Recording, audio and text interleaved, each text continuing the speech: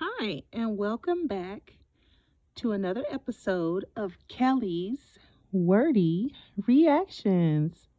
All right, well, thank you so much for stopping by to check out this reaction video.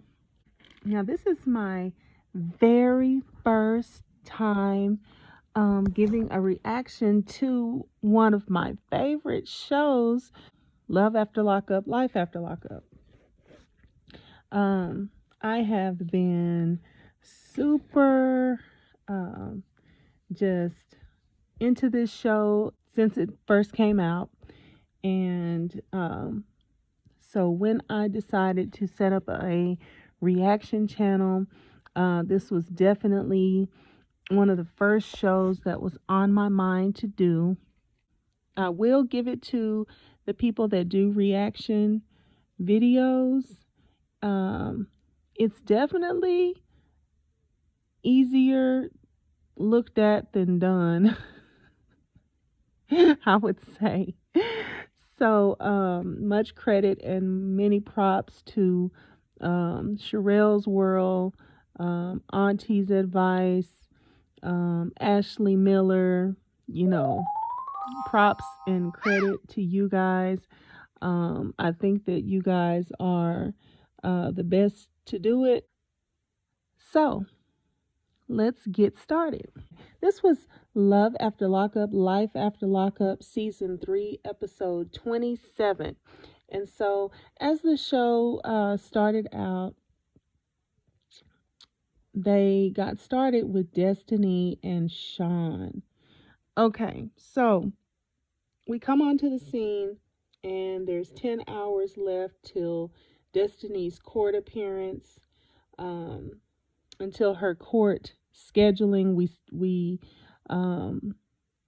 are leading up to finding out if she's gonna appear in court. Actually, she's vague about that. She won't really say one way or the other, but it's coming up tomorrow, and she's obviously nervous.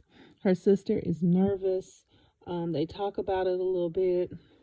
They are at her sister Brittany's house, and she could actually end up locked back up after all this time, free and living her best life on Sean's dime, and doing whatever she wants to do, spending all of his spending all of his whatever kind of money she's spending his 401k, just taking his car and his credit card and just leaving, blaming him for things that she's also doing herself. I mean, could go on, but so she could end up locked back up tomorrow for up to 7 years. That would be the penalty for what she did. And let's see, I think it's like some sort of escape charge or whatnot, for the last time that she was in the custody of wherever she is. She cut off her ankle monitor and was on about her way. So she's having to face the penalty for that, and she's nervous about it, and as well she should be, because she may end up all of her freedom being just snatched away from her yet again. So she's, like I said, she sits down with her sister. They talk. They even have a very heartfelt prayer, the two of them together. Destiny has lost so much weight. And she doesn't appear to be under the influence of any type of drug or anything. She seems very calm and collected. So I don't know what she's doing, or now that's not to say that she couldn't be just on a strict diet and losing weight on her own. But I mean, she is really, really small for where she started out when she first got released and Sean picked her up. She is very, very, very slim. So it'll be interesting to see later on if they reveal what in the world was going on with her for her to lose so much weight like that. But yeah, I think she's very, very, very slim from where she came from, and it's not real clear what she's been doing to lose weight like that. Nobody's really pointing that out, but it's very obvious. Okay, so about Sean, I think Sean must have mental issues. And I'm just not even kidding, because Destiny, she just clearly feels absolutely nothing for him. She is using him in the worst way. Um, and in the worst way, I mean, okay, he's with her for youth and beauty. She's with him for financial stability and, um, just physical stability. So she'd have somewhere to go. And so she would be able to have, money and at her disposal. And so, okay, if that's the arrangement that you want to make, that's fine. But she has left him. She has left him because he was talking to the mother of his 6 kids. These are not like grown, 20 something, 30 something year old kids. These are, minor children. And for her to put this expectation on him that he's not supposed to talk to the mother of all of these kids is just like so ridiculous. But it just further highlights to me how much, she just clearly cares nothing for him. And it feels to me like she just wanted to put herself in the position where she would get a man, have access to his money, and be able to do whatever she wants to do. And I think that's been obvious from the very first time that we, came on the scene and met Destiny, and up until now. She's just doing what she wants to do. She tries to throw in reasons and excuses and everything as to why she's doing it, but it's just excuses. This is what she always meant to do, just find somebody and live off of their dime. And I don't know why Sean doesn't see it. He's certainly got bigger fish to fry in his life and better things to spend his money on. But, I mean, if he just is adamant about, just being this super, super crazy, humongous trick that he's being, then, it's his life, it's his money. He can do whatever he wants to do. So, yeah, Sean, all in all, Sean is still very worried that Destiny is going to skip out and not, go to court. If she does that, he'll be on the hook for the whole $50,000 of her bond. So he is worried about that. But, in my opinion, he's worried about it, but he also just wants to see Destiny. And this is the place that he knows that he can go to, the court, to see her. He knows she's supposed to be there and he's hoping that she's there, but I think he's also just hoping that he will be able to see her. And if, the chips fall right, he might even be able to take her back home.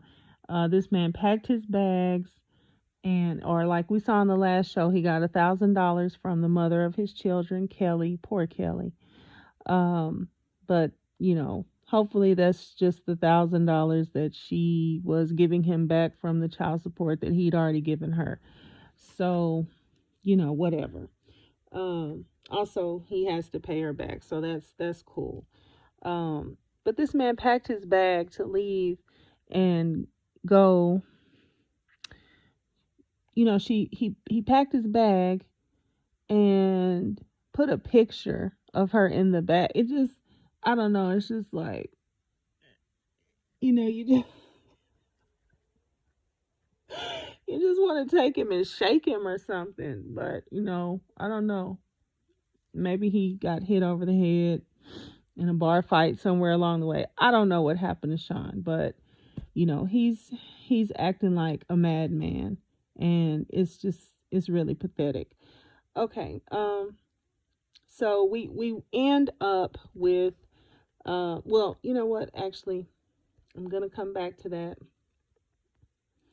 No, we'll stay there. So we end up with you know Sean, Brittany, um, going to Destiny's court appearance.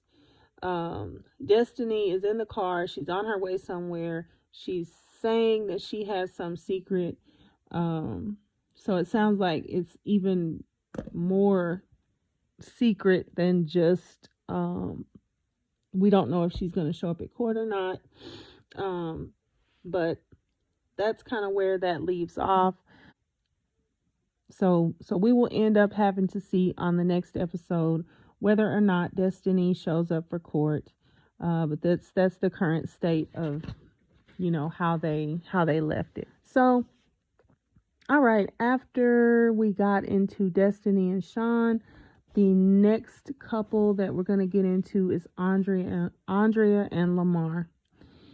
And this segment it was okay. It is definitely concerning, but it was better than the relationship between everybody on the last episode. So on this episode, Nyla and Andrea and Priscilla are getting ready to leave the hotel. They're gonna go back home. Andrea hasn't had a good night's sleep, and they're gonna go back home and face the music, so to speak. So Andrea, she tries to explain in her interviews that she's got these problems with Shantae, but the problem is really not with her and Shantae. It's really, or it should actually be with Lamar and Shantae, but she's trying to explain that she's kind of gotten the blame for Shantae not being able to have the relationship that she's wanted to have with Lamar. She's saying it's Lamar's fault, it's not her fault. So I'm gonna tell you, it comes off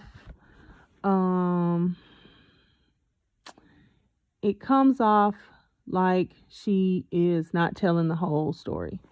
So, and I understand, because a lot of times the whole story is just, that people are not going to be on your side if you say the whole story. So you leave parts out. So that's how this is coming off.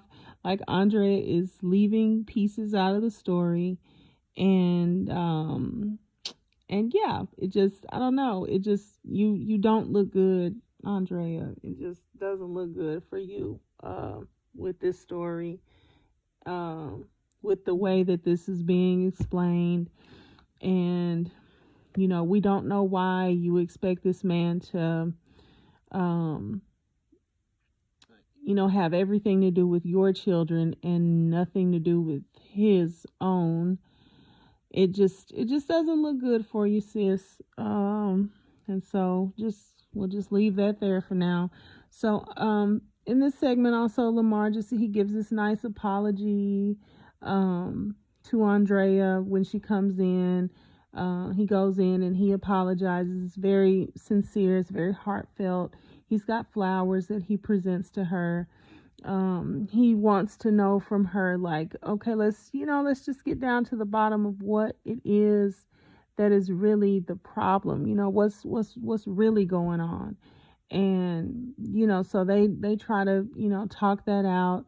He ends up telling Andrea, hey, you just need to work this out with Shantae. It's doable. You can do it. Just work it out with Shantae. And she says she's going to try to remain open and see what can get accomplished. But again, it just does not come off sincere. It does not come off like she really wants to work anything out. But we know that she is probably, because this happened the way that it did, it's kind of like backed her into a corner. She's probably going to have to work something out. And, so that she doesn't continue to appear to be the villain to the public, her children, Lamar. It's all just kind of blown up. And I believe that this is pretty much where Lamar wants it, because he wants to have a relationship with his daughter, and he felt that this was the only way that he could do it. And so, it's blown up, but hopefully now all the pieces can get put back together. So this segment pretty much ends, or the storyline with Lamar and Andrea and Priscilla and their whole family pretty much ends with him apologizing to Priscilla for, asking her to keep the whole secret and everything. In the first place, they talk, they do a little rap together. It was super sweet and cute. And it was just a really nice moment. What I will say about this family is, kudos, hats off, peace, love, and blessings, and just happy thoughts and all manner of good things go to you, Tennyson. Tennyson is just like the hero of this family. I feel he has the wisdom of Solomon. Like, I feel like he's not only just like the father figure, but the grandfather figure. I mean, he comes off so just wise and understanding and knowing, like he knows what needs to be done. This man is, and I'm calling him a man, and I know that, he's just barely just becoming a man, but this man is a true man of God, as I see him. Like, he just has wisdom. And, I have to give it to Andrea on that, because I believe that the way that she was raising them before she got into this relationship and, it started, doing what she's doing now. I believe that, he is the product of, and also Nyla, Nyla, she's strong and very courageous and just a little, woman about herself as well. I think they're going to be all right. But, the foresight that Tennyson has to be able to see what he sees, that he needs to stay at home with Lamar, so Lamar, feels good and like he has an ally and like he's still in control of the family and like he still has a family, and that he saw that he didn't need to go to the mission right now, that his like mission field was at home. Tennyson, I love you, Tennyson. I respect you so much. So that's my wordy reaction on Andre and Lamar. Let's see, Lindsay and Scott. What a train wreck. So at this point, Scott just, Lindsay has flipped out to the extent that Scott just basically just wants her out of there. He's not thinking about her parole, her child. He's not thinking about any of that at this point. He is just thinking, and this is my thoughts. He's thinking, dear God, what have I gotten myself into? And he just wants her out of there. He's saying things like, she's going to be back in jail, with the way that she's, out of control. And what I'll say about, I really don't have too much to say about these two, because I think they're, I think Lindsay is just horrid.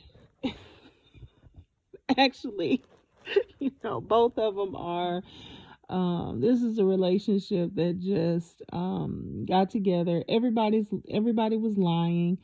Scott, if he is a millionaire, he's hiding it very good. He's not living like a millionaire. He's um, not to the millionaire status that Lindsay had in mind. So if that's what he was selling himself on, he still lied, because this is not what she got in it for. And at her age, why in the world would she want to be with you, Scott? um if she wasn't, yeah, she might not mind being with you if you had the resources that you led her to believe that you had. um but otherwise, no, she's not gonna want to be with you. This age gap, your look and everything, not that Scott is horrible or anything like that, but just his look and her look, just not a match. His age and her age, not a match. Looks like their interests and everything, not a match. I don't know. Lindsay started out looking cute. Now she looks like she needs to be on like a horror movie. Um, she just, I don't know what is going on with her, but you know, she looks like she needs an acting job, because she looks like she's acting, but at the same time, her appearance, the way that it shifted from the time that she was locked up to now, is just like a really strange look, and scary. But at the same time, she looks like she needs an acting job. That's all I could pretty much say. But all of the destruction and everything that she's doing, um, all of the planning to stay in his house and just lock him out of a room that she's going to be in or whatever. I don't know. I just think she's very naive. It seems ridiculous. At the same time, she is parole there. So, honestly, I don't know how they're going to work through this. She does actually have some rights. She lives there. And she has proof that she lives there because she is paroled there. So, I don't know. In most states, I'm pretty sure that they would say that she had a right to be there, being that he let her come there. She's been there for, I'm sure, some time at this point, and she has her parole there, so she lives there. It's not like he can just pack her up and tell her to leave.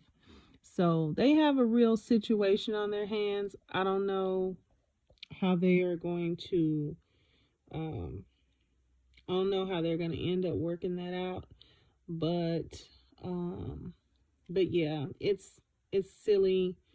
It's, I don't know. It's just silly, and like I said, I don't really have that much to say about them. Okay, let's see. On to Chevelle and Quaylen. So when this segment of the show comes on, we have Quaylen. He's going to Branson, and he's trying to hunt down Chevelle. He's saying she's the love of his life. He's got to get her back. Come, hell or high water. He's got to find her. He's got to, get his love back. So, that's what he does. He goes to Branson, and gets into town and everything. He's got his travel bag. And what I have to say about their segment is that it just really seems super staged to me.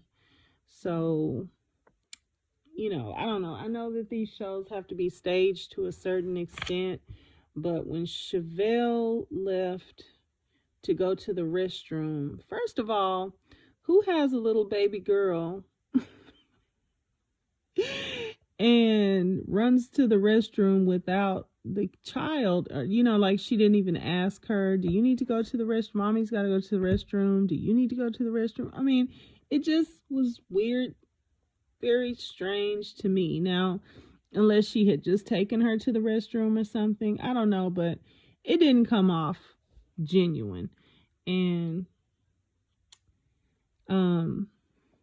we know it's a reality show, but we also know that they do have to set up certain things so that things can play out together. Like, I have to have the crew over here when in two places, because one person is going to call the other person, or so I get that, but that just, I don't know, that just rubbed me the wrong way, that she left her daughter. She didn't even ask her daughter, did she need to go to the restroom with her? It's like they needed it to be like a surprise, so they set it up like that. It just, I didn't like it. It didn't flow well for me.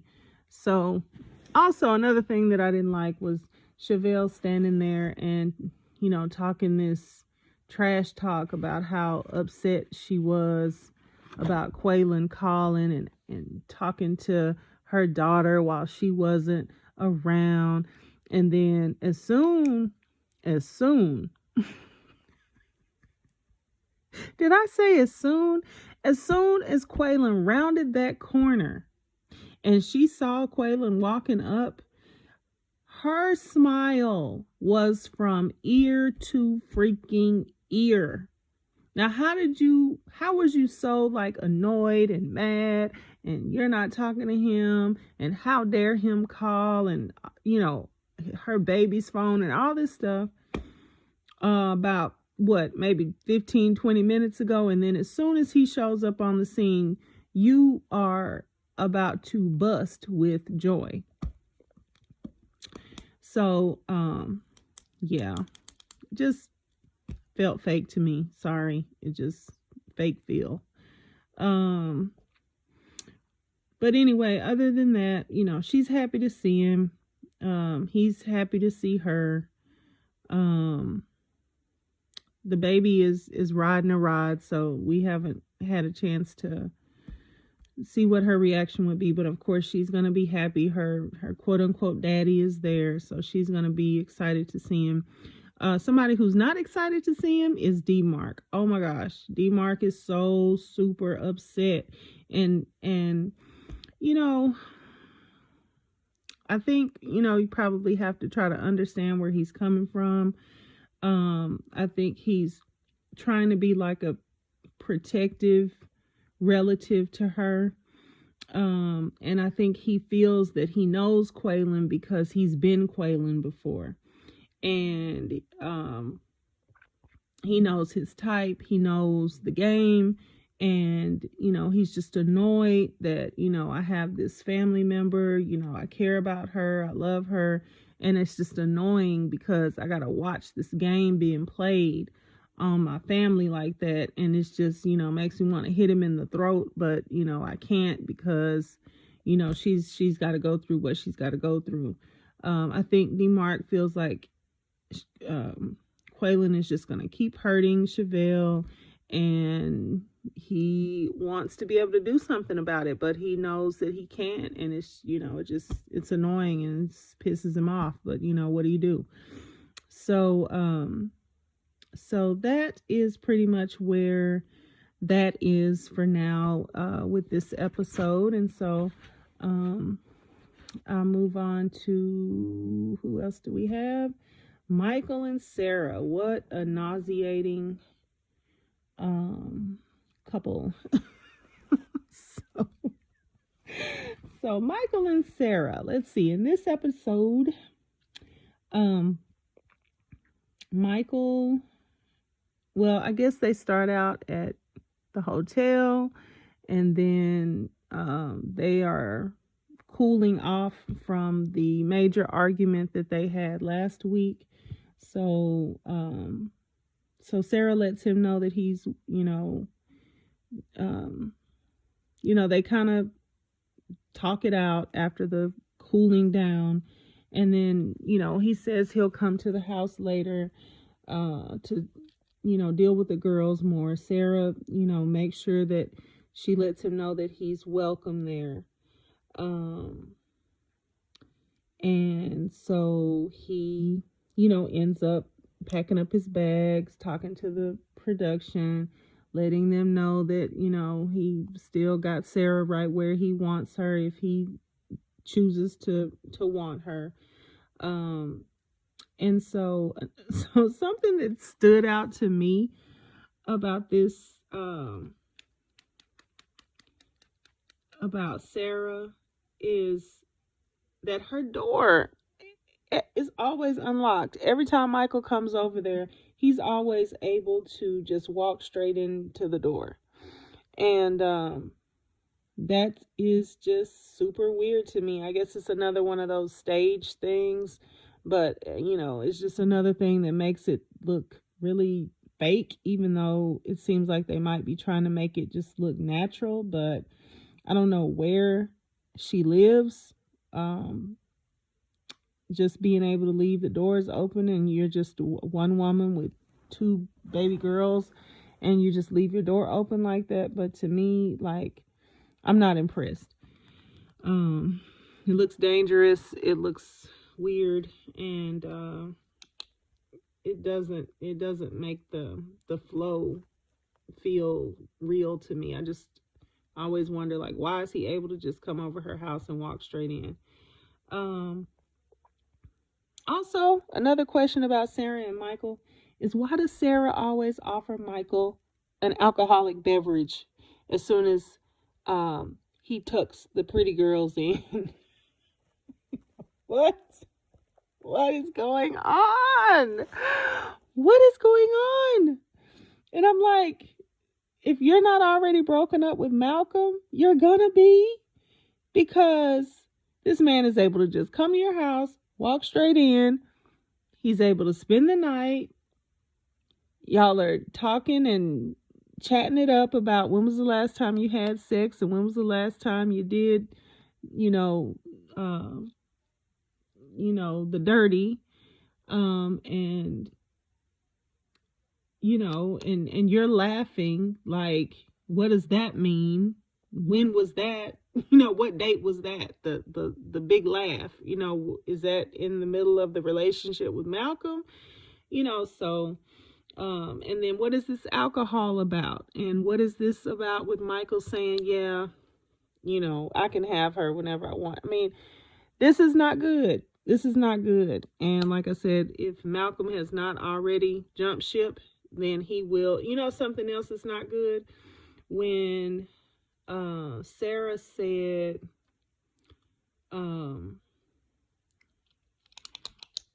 when Michael asked her what's going on with Malcolm, and she said, I'm just really focused on my family right now. That is not a good thing to say if you have a man and you are talking to your ex and your ex-boyfriend, your current husband, and the father of your children, and then you downplay your relationship. So I don't know. Yeah, I expect Malcolm to exit stage left very soon. But yeah, those are just some things that make me say about their relationship. That alcohol thing is just always kind of feels like she's trying to not necessarily get him in the mood, because she already knows that he's going to be in the mood, but give herself an excuse to be loose when he starts talking his talk. So I don't know, it just seems grimy to me. I don't like it, but who asked me? Let me see if I have anything else on them. I don't think so. Let's go on to, it's a lot of people on this show this time. Puppy and Amber. So Puppy and Amber, they, come onto the episode this time. They're getting ready to go out on the town. Amber is trying to reassure Puppy that they're going to have a great time. She's going to show her a great time. She's going to meet all these friends. Puppy is telling her, I'm a little nervous, but just make sure you don't leave me. We should be good. They have a little shot before they get ready to go out. And so, game on. Okay, so they get to the club. A lot of, I don't know, it looked like maybe they were going to someone who was already having like a party at the club, like maybe somebody's birthday celebration or something like that. It was a lot of people that were already kind of gathered in what looked to me like maybe a little VIP section or something like that. And, lots of people, lots of speaking and hugging and talking and dancing. As the night went on, there was a lot of alcohol flowing for Amber and Puppy, a lot of kissing and hugging and touching and some type of, twerking on each other or something like that. I guess that's what that was. But anyway, a lot of PDA, but there was also a lot of Amber going off and, talking to people and kind of doing the same thing to Puppy that Puppy asked her not to do. So Puppy has a couple interviews with production, and she's like, yeah, my feelings are always here. They're always genuine for Amber. But she pretty much has to get drunk to get gay with me, and we're just gonna have to see where this goes. But you could tell that she was disappointed and just not really feeling the, I don't know, the coldness from the time that she got out, and then when they get out and they start having drinks and basically going out to have a good time, but it's game on, and you could just tell it's like, wait a minute, why so cold and then so hot, Meanwhile, Amber is trying to explain that, oh, Puppy, she's wifey, I feel strong feelings for her all the time, and but yet there's this dude that she's not really even acknowledging exists, and we don't know what the status of that is. And so, but what we do know is that Amber lives at Puppy's house, and Puppy's mother is letting her stay there. And so, one could draw the conclusion that she's not going to, she's not going to do anything to jeopardize where she lives, and the roof over her head, until she can, make sure that she can secure that on her own. So we don't really know exactly where Amber is coming from, but it seems like a very disingenuous place by the way that she is, her actions and everything. And the rest of what happened with Puppy and Amber is that they came back home. Puppy was standoffish in the car. But you could tell that Amber was lit and, low in the eye and everything, so Puppy is kind of like, I'm just not here for it at this point. And so they get back home. Don't know where Puppy's mother is, because they walked in with the hanky panky that she told them. That she told them in no uncertain terms not to be doing in her house. But they came back home with that. So I don't know where she went, but they came back in making out, and that's pretty much where they left off. So I think, and I hope actually, that the last trio that we have is John, Lacy, and Shane. So with John, Lacy, and Shane, so Shane, we pretty much come onto the episode where Shane has found out that John is back in the picture. He is out of jail, he is back home, and he has reached out to Lacy per Lacy's dad, who, I'm not sure why he went ahead and told John that. He knew that that was going to really upset Lacy. Shane. I don't know why he told Shane. I'm sure he knew that that was going to upset Lacy. But at the same time, I think that Lacy's father just really wants things to work out with Lacy and Shane. I think he is looking out for the best interest of their relationship, even if Lacy, is going to be pissed off in the beginning. He does not want John in the picture, and he's, I feel like he's kind of doing the right thing, by trying to give Shane a heads up, because John is unpredictable. We don't really know what John will do. So he's letting Shane know what's going on.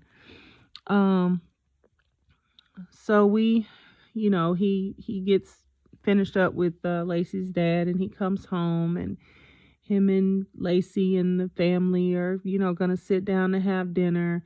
And, Shane starts to talk this lying honesty talk with the kids and asking them, what kind of day they had, and did they learn anything about lying and being honest at school. And I think Lacy, kind of understands where this is going, but she's got an indignation about her that, I don't understand where that's coming from, because, you told this man that you love him, you want him back.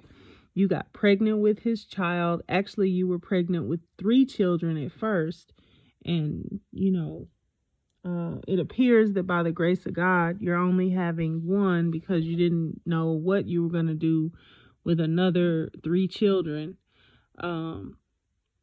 So you're still pregnant. You've got the one baby, and thanks to God, it's one, and it's growing good and everything. And you got your marriage, and you got your family, and you're pissed off that Shane has a problem with you not letting him know about John, and not wanting you to deal with John. I don't understand where Lacy is coming from. I do, but I don't. I get it, like she's coming from a place of dysfunction. Like she's dysfunctional, and she wants to do what she wants to do. She wants to play, she wants to dibble and dabble. She wants to get high on emotions or whatever. But, at this point, I think she should be able to see that it's important, for her not to play these games, and it's important for her to just kind of stay in the safe zone. And I don't know why she acts like she doesn't want anybody to tell her what she can do and what she cannot do. Like she doesn't want to play it safe. And so, who knows? We don't really know what's going to happen with that. But that was kind of her way that she was acting about it. Oh, well, when did you get to be so honest? At work, or did you learn that in jail? Oh, well, Shane goes so far as to say we should get a protective order against him, and Lacy just is just still looking like, I can talk to whoever I want to talk to. I mean, I don't know. I don't think she's definitely not coming from a place of wisdom and learning and understanding what she's learned from the past mistakes. So we'll just have to see how that plays out for her. So John, on the other hand, John is, he's an addictive personality. So it looks like right at the present moment, he's not doing any drugs, but he's addicted to Lacy as well. He's addicted to their interaction and how they play off of, one another. So he's he's fiending for interaction with Lacy right now. And he says he wants closure. He keeps wanting to know that she called the police on him that night. And you know what? In the grand scheme of things, it just doesn't matter. What good is that going to do for him to know whether she called the police on him or not? And she's not even answering your calls. Like, what, who cares? What difference does it make? She's saying, this is closure. The book is closed, but he wants to get the book and keep opening the book and checking the book and reading the book and seeing what it says in the book. And the book is obviously closed, So it's no need in even arguing whether she called the police on you or not if she won't even talk to you. So, you could just assume that she did and she doesn't want to talk to you, and, that the end. But he's fiending for this interaction, and he's blaming it on wanting closure. And so, that there again, we'll just kind of have to see how that ends up playing out. So, this was my wordy reaction on Love After Lockup, Life After Lockup. I don't know. It's just, it was a good show. I thought it was a good show. It never quite, gives you enough of it. But of course, that's why you keep coming back to look at it. So I would like to thank you for tuning in to another episode of Kelly's Wordy Reactions. Thank you, and you have a good one. Bye.